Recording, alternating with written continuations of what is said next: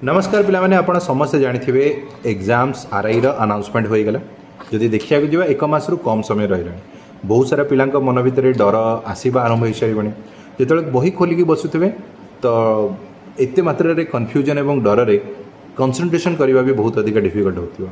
तो ए समय रे आमे करबा कथा कोन जदि आमे भाबिबा एटा हलानी सेटा हलानी ताले निश्चित भाबे पढिथिबा पाठ भी भूली जिबा।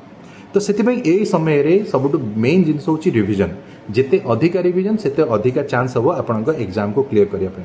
तो जदि आपण कंसंट्रेट करि पारना जदि आपण मन भितर डाउट्स गुड़िक आसूची बहुत सारा क्वेश्चंस गुड़िक आसूची ए सब जिनस गुड़िक सर्ट आउट करने को चाहते तो आपण मानी आडा 24/7 नहीं आसी शेष अस्त्र आरआई जार ना हूँ आरआई रिविजन बैच शेष अस्त्र जो थे कम्प्लीटली आपण को पूरा प्रथम रू आरंभ करके शेष पर्यंत रिविजन गुड़िक दिन को 4 ରୁ 5 घंटा रिविजन करवा जो फल निश्चित भाव कम समय रे बहुत सारा जिनस रिविजन करहब। तो जो मैंने भी एपर्यंत भावुच आम रिविजन बैचेस नबू कि नबुन तो यहाँ तुम उपर रहा कि मन रखी था बहुत मात्रा हेल्पफुल हम आपण एग्जाम को क्लीयर करने। तो thank you all of you.